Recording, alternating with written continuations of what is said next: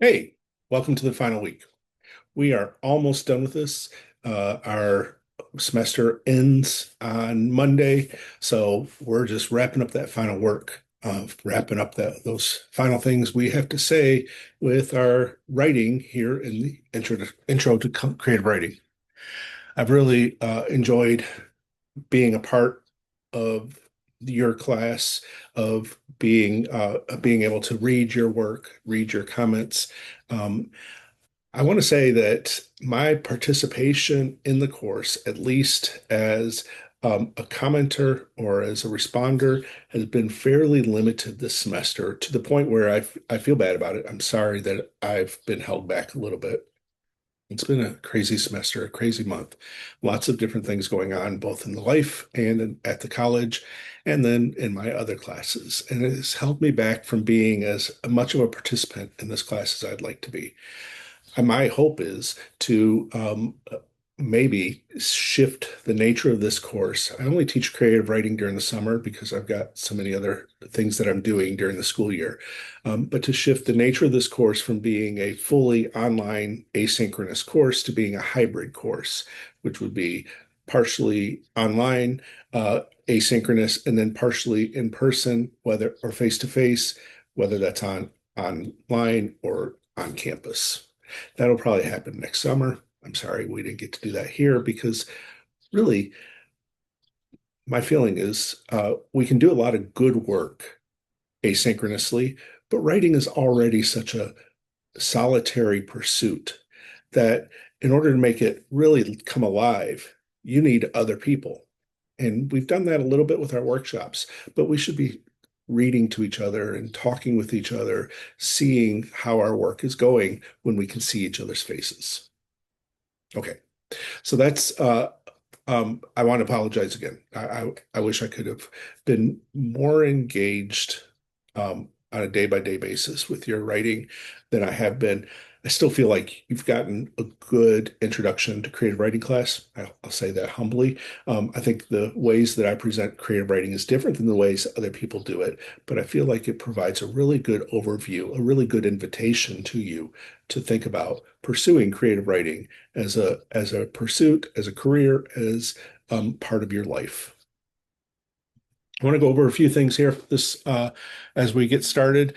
The first thing I want to make sure you remember is everything, everything is due by Monday at 6 p.m.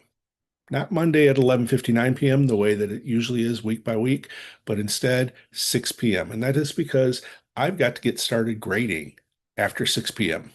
I've got to get grades done pretty quickly. And since I teach writing and I teach thinking and writing and philosophy, I got a lot of reading to do, a lot of reading and some response. So everything's due at 6 p.m. on Monday. That's the absolute cutoff. That includes your portfolio, that includes your discussion board, that includes your workshop, and that includes your final journal for week 7. Have it done. Um, let's see. So that's the first thing. The second thing is our last workshop is ongoing. The last opportunity for you to post in that workshop your work for commentary, for others' commentary was last night. So hopefully you got all your work up and hopefully we are flying right now on that. I haven't looked at it yet and I'm going to look at it here after I'm done recording. So hopefully we're going. You've done a great job on workshop and there's been some really good commentary there. So I hope that this final week, remember, you still got to comment on some people's work. Get your comments up, be helpful to each other. And then let me just say on the portfolio. So you've got this portfolio you're presenting, which is your final work. You should be thoughtful about how you're presenting that. And in particular, think about how you're presenting it as a document for somebody else to read. Imagine you were somebody else and you were dropped into the middle of that document. Would you understand what you were looking at? So you should have labels or headings that say, this is draft one, this is a revision, here's my reflection on that revision. Let me know what's going on so that I can navigate my way through your portfolio. Um, the only other thing I'll say about wrapping up the class like this is I like to give comments on work, and I like to give, you've seen a little bit of that, but not nearly as much as I would like to do. And so I intend to comment on your portfolios if you want those comments. So maybe in your portfolio, write a note at the top, or write a note at the end that you would like full comments and you would like me to email those to you. And I would be happy to do that.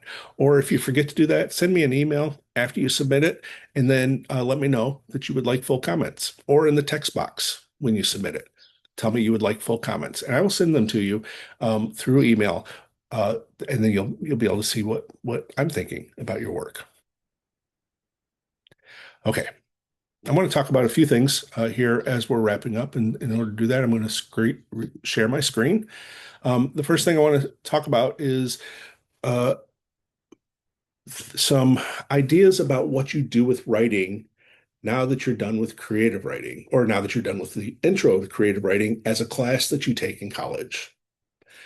So there's a few things that you can do, and you've got a couple readings about this week. But what I'll start with is that there are three ways to think about this, and one is to think about how do you do more learning about creative writing? How do you learn more about the world of creative writing? Creative writing? How do you learn more about your own writing and others' writing? So there are a few places to do that. One would be through thinking about sites of learning, how you can go to different kinds of resources to start to learn more about creative writing.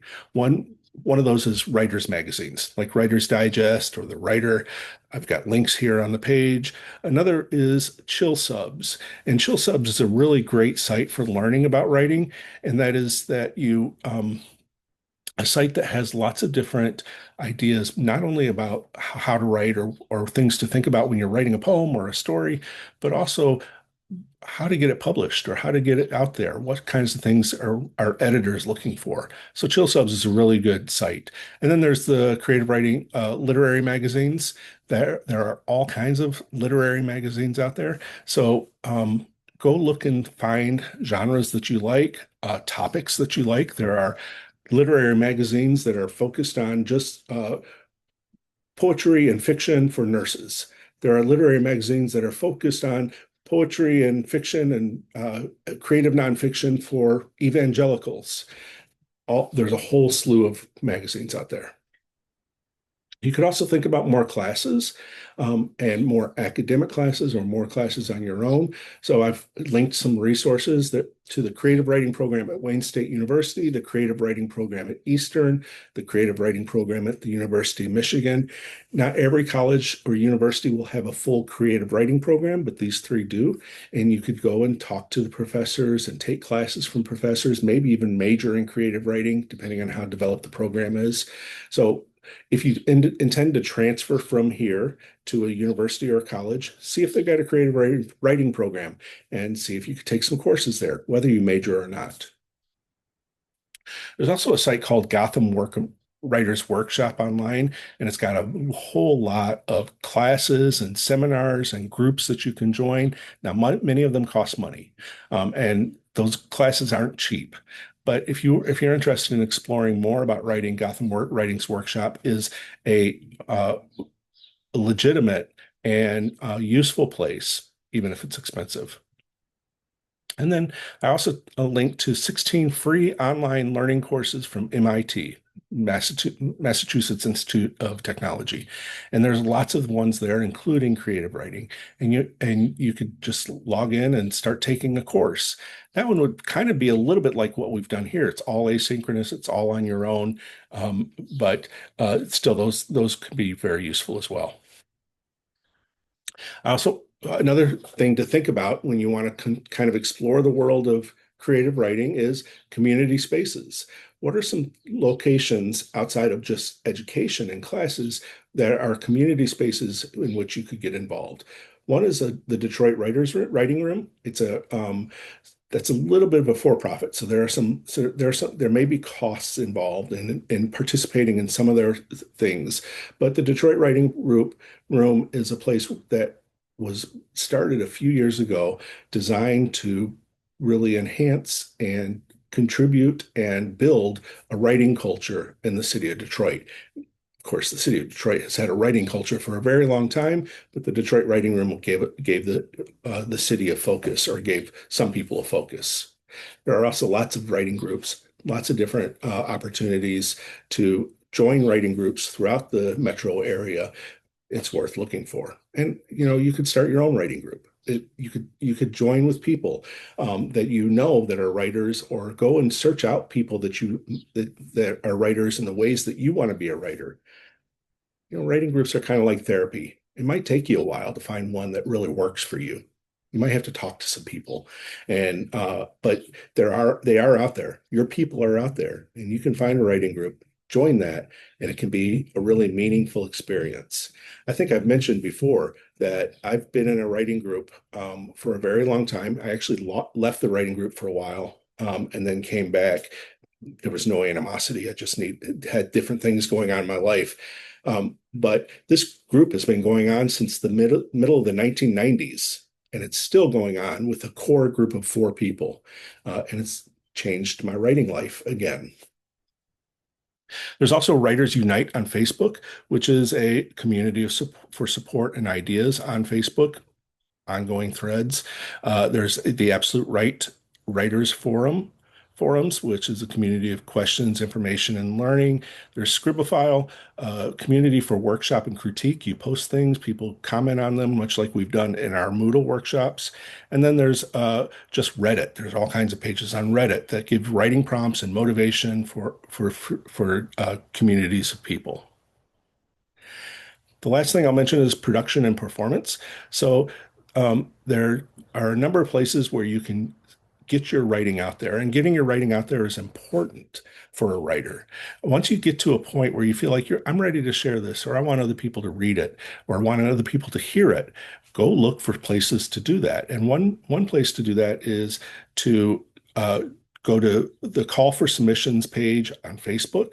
It's a really good group. I get posts every day of journals and magazines and other kinds of publication opportunities where people are looking for poets, they're looking for fiction writers, they're looking for creative nonfiction, and for people to submit. There's also a site called Submittable, which has just countless numbers of calls for submission for different kinds of writing. Um, and a lot of them cost money to submit.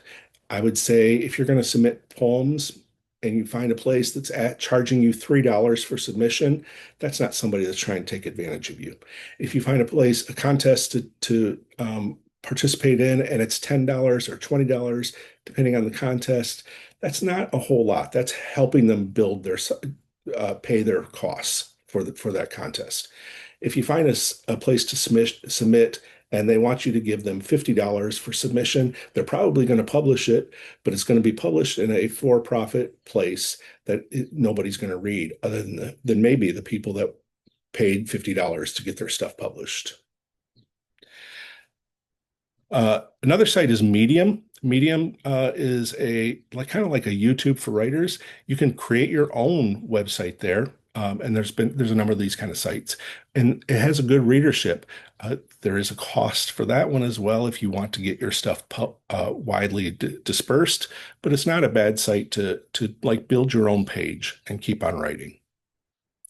Finally, there are lots of open mics in the metro area that you can find. One is at the Berkeley Coffee Shop, and you can uh, go there. You put your name on a list, and if depending on the amount of readers they have, you might get up, or maybe you have to wait till the next time. You put your name on a list, you read for 3 minutes, you sit down, and everybody applauds. Those are usually pretty open mics are usually pretty supportive places. They don't very seldom get like controversial or critical. Um, but you do want to make sure you're picking a selection of reading that is appropriate for that venue and that is interesting for that venue. It might also be worthwhile reading it out loud a couple times to yourself before you try to go and do an open mic. I would also recommend that you just go to the open mic and watch, be a part of the audience before you try to jump in.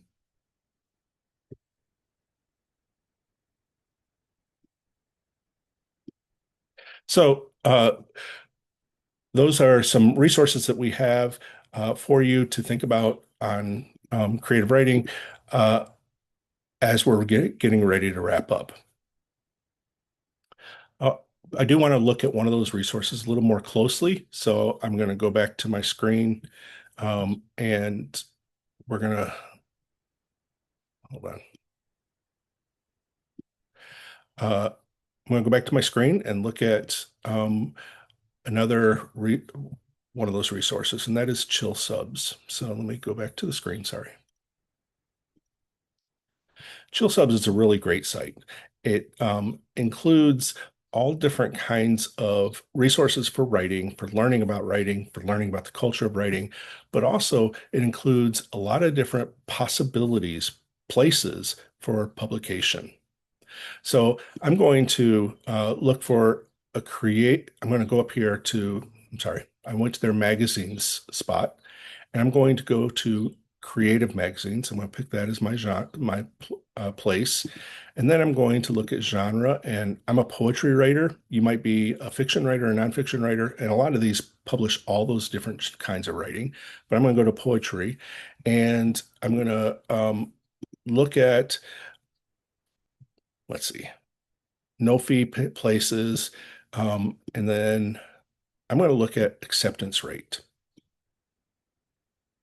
So I'm going to say I want an acceptance rate of 70%. That is, out of every 100 people, they pick 70 people to publish. And if I do that, I come up with some sources where lots of people are being published. Here's Boneless Zine. This is a website. It's an online magazine. And they say that no poem is, let me go down to, we are a student-run zine seeking poetry submissions. Any and all are welcome. Like, seriously, we read anything, everything and anything. We are highly enthusiastic and no theme, no weird font or format guidelines. Send them a poem. They accept it all. 99% accept rate. That's huge. And 42 days for response time. It's not bad. That's a pretty good response time. There's lots of those possibilities where they accepted a lot of writing. What I will say is most likely if they are accepting that level of writing, there's very little critical component of the editing or critical component of selecting like really good stuff that they want other people to read. What that usually means is that that's a journal that doesn't have a whole lot of prestige, a whole lot of people that are paying money for it. So I'm going to go down to 7% or 8%. Now we're looking at journals that only select 8 out of 100 people that are published there. Wait, it didn't change my.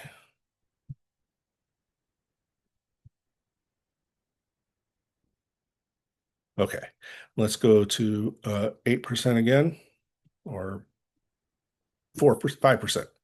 So here are, I'm going to change it to creative, make sure we're there. And I'm going to change that to, sorry, there's some background noise. Sorry about that. So I'm going to change it to poetry.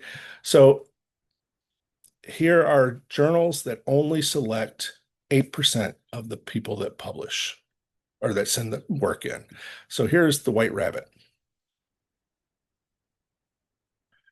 Um, that actually is not what I'm looking for. Sorry. Let's go to the most followers. Here's a good one. The New Yorker. You may have heard of it. It's a very famous magazine. It's published out of New York. It's very highfalutin. The most famous writers get published there. So they have an acceptance rate of 0.77%. That means like less than 1 out of 100 get published there. And their response time is 262 days. It's almost a year, or it's 100 days less than a year. So it's an excellent magazine. If you get published there, you are getting known in the world. Lots of people are reading you. You are getting prestigious, but it's a hard market. and very few people ever get published in New Yorker. I'm going to try to find one that I know has a little bit bigger publication. Uh, the Sun. Actually, there's 0.2%. Actually, let me just change the publication amount.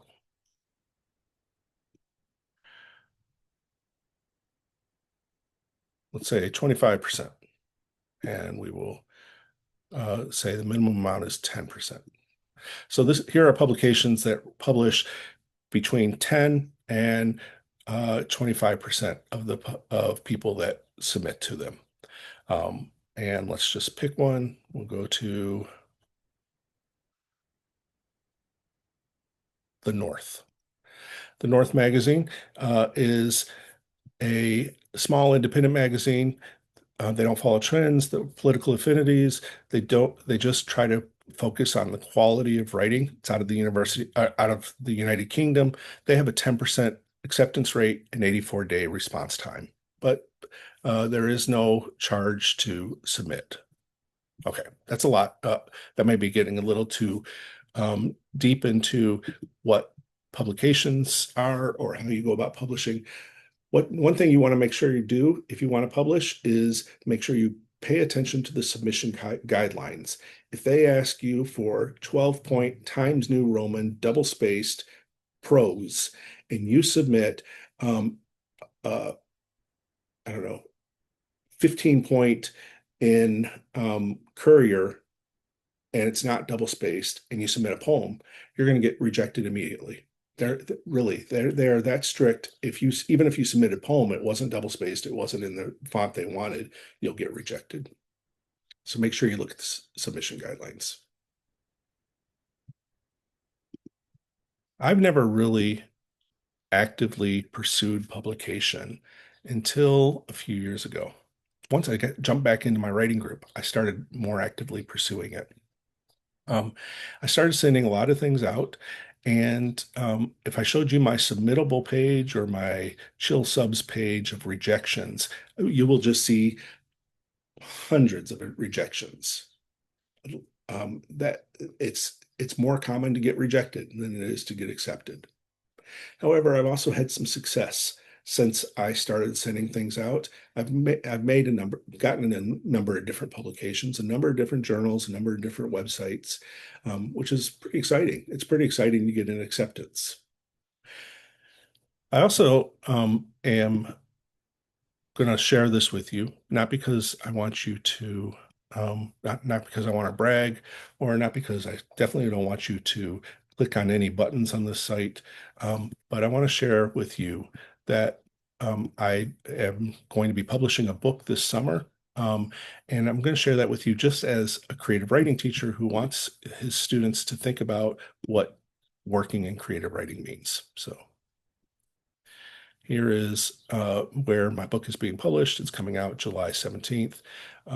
Please don't go buy it because that's not what I'm asking you to do.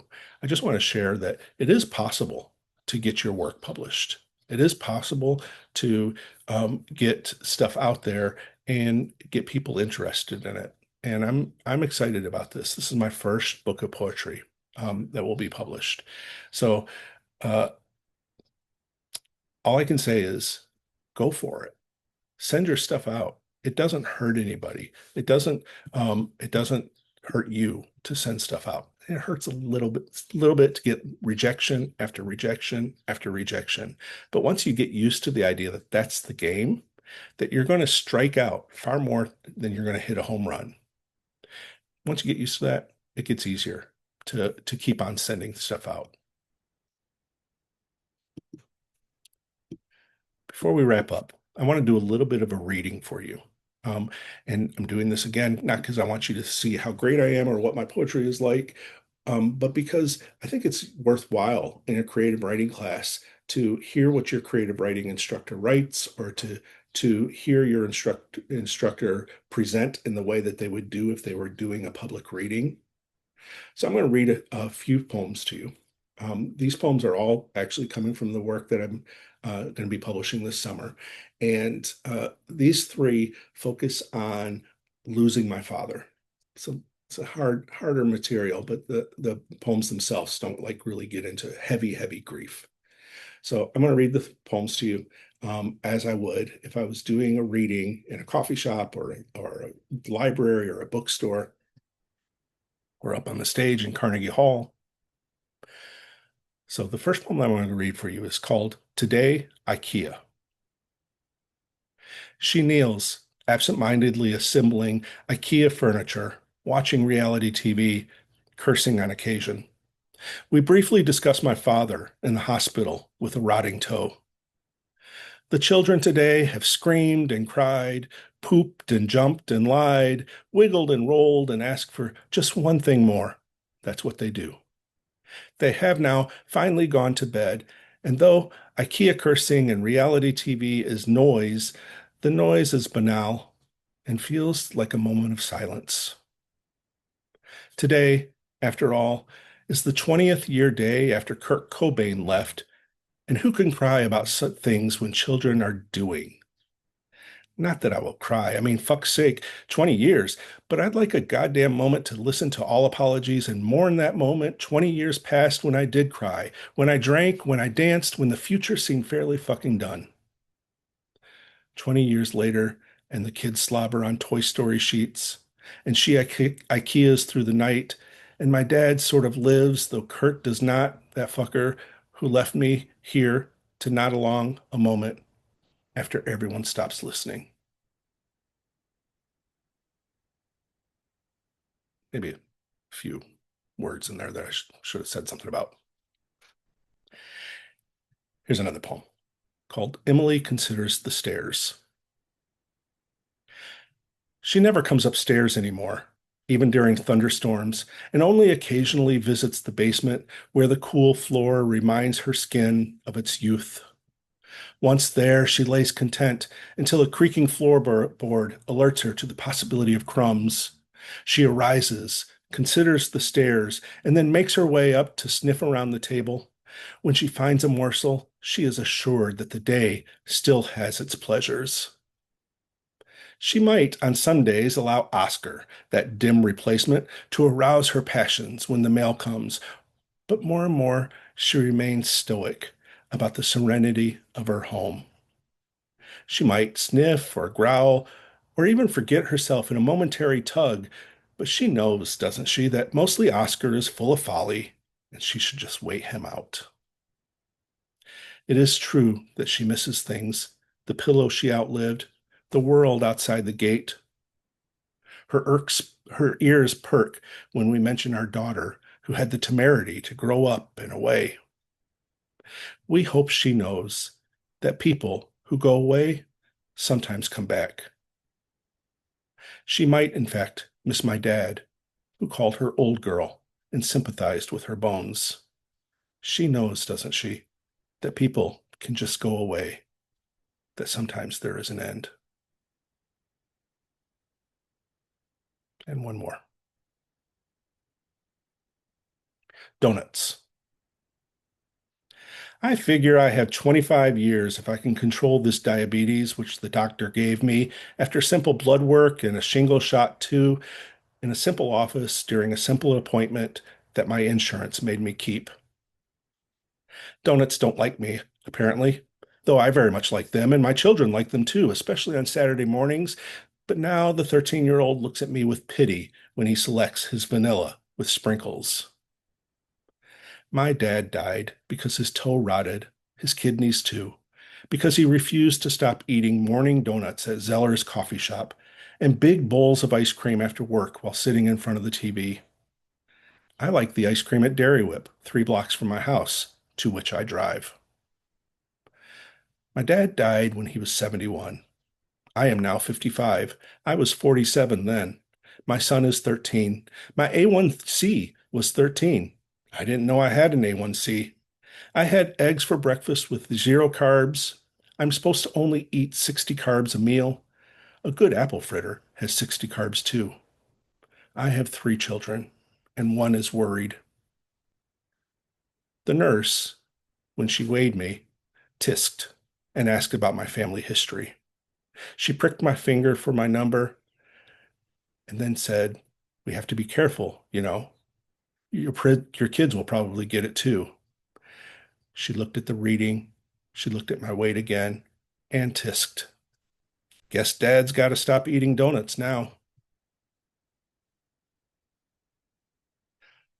I'm sharing those with you, not to get you to say, "Oh, what a great poet," or "I really like that," but because knowing how to read, learning about reading, learning about sharing your work is important. So often writing feels solitary. And so often we write and say, "I don't want anybody to see this. I don't want anybody to critique this." But after all, what is the point of writing if you don't write for other people? I hope you've enjoyed the semester. I hope you've gotten something out of the semester. I hope you found a bit of your voice. And I hope you continue to explore that voice as you go through college, as you go through your next day, as you go through the rest of the summer. Explore your voice. Find out what else you have to say. Find out other ways that you can say it, and find out who would be interested in hearing it. I really have enjoyed teaching you this summer, and I've enjoyed your writing. I've enjoyed being a part of your lives. If you have questions, if you have things that you would like to talk about with your college education, I've been here at Henry Ford College for a very long time, and I'm happy to talk.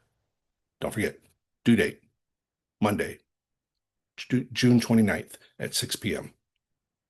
Let me know if you have any questions. Thank you. Have a good night.